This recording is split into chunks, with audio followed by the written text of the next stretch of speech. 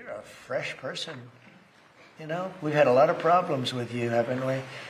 No, they don't. You asked me a question. No, they don't have to make a deal with me. When we feel that they are, for a long period of time, put into the Stone Ages and they won't be able to come up with a nuclear weapon, then we'll leave.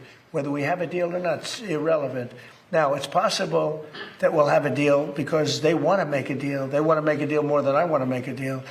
But in a fairly short period of time, we'll be finished. They will not be able to do a nuclear weapon for years. And when they are ready, maybe in a long time from now, able to do a nuclear weapon, you'll have a president that will be like me in that he will go there and he'll knock the hell out of them again because they cannot have a nuclear weapon. They are very radicalized people.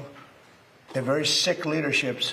And I will say, though, that the leadership we're dealing with now, with the new regime, because we have a new regime, and the new regime is much better than the past. Yeah. Mr. President, the Iranian government threatened a bunch of U.S. companies today in the region, including Google, Apple. With what? What did they threaten them with? BB guns? Or well, that's they don't have much left to threaten. My question for you is, are you... I don't know. I mean, what are they... You made a statement. What did they threaten them with? I don't know. Tell me, how did they threaten them? Well, all I know is that they threatened them, sir. What does that mean? Fair enough.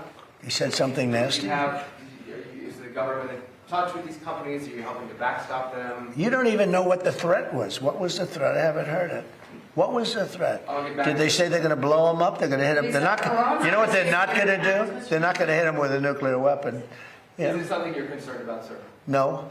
Iran's IRGC issues a warning that they will target 18 U.S. technology companies if the U.S. continues targeted assassinations of Iranian leaders beginning on April 1st. Those companies include NVIDIA, Apple, Microsoft. Most of those people are dead already. Yeah, Peter? I got one. Your son Eric posted a photo of what will be the Trump Presidential Library. Yeah. It's a huge skyscraper. In Miami? Is that all a library? What else is going in? No, well, it's a library. It's a museum or a library. It's a presidential. But I wouldn't start it till I'm out of office. I don't believe in building libraries or museums. It's really like the Barack Hussein Obama one in Chicago. In not a good location, and it's a very unattractive building that's seriously late and seriously over budget. I think you're going to see a great one here, and it'll go up on time, on budget. Best location in Miami. They say it's the best block in Miami, and the state worked with us. Will people live in the floors? No, it's going to be most likely a hotel. You know, this concept could be office, but it's most likely going to be a hotel with a beautiful building underneath and a 747 Air Force One in the lobby, which is going to be a trick. And the Supreme Court tomorrow is going to hear arguments about your executive order trying to get rid of birthright citizenship. And I'm going.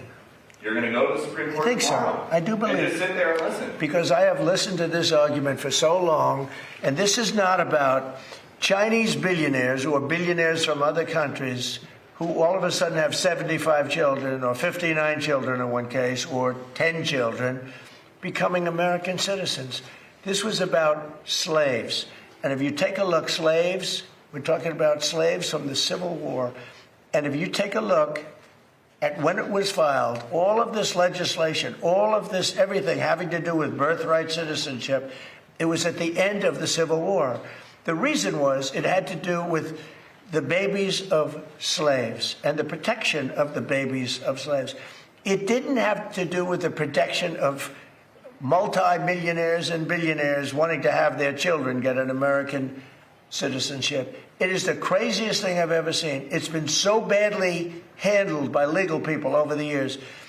If you look at the original birthright citizenship papers, they all happened right after the Civil War. The reason was it had to do with the babies of slaves. And hopefully it's going to say, because our country is being scammed. We're getting all of these people. They're selling the rights to them. People are making a big living, getting hundreds of thousands and even millions of dollars from bringing people in and saying, congratulations, your whole family is going to be a citizen of the United States of America. That's not what it was for. It wasn't for billionaires bringing people in or family in. It was for the children of slaves. And What you really have to do, and I don't think the lawyers talk about it as much, look at when the Civil War ended and look at the date of when this was enacted.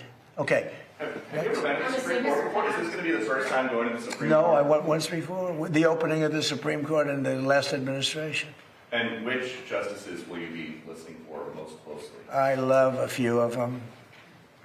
I don't like some others. And you know, you say what you want, but you have the ones that were appointed by Barack Hussein Obama and Biden. I don't care how good your case is. You can have the greatest case ever. They're going to rule against you. They always do. And it's not supposed to be that way.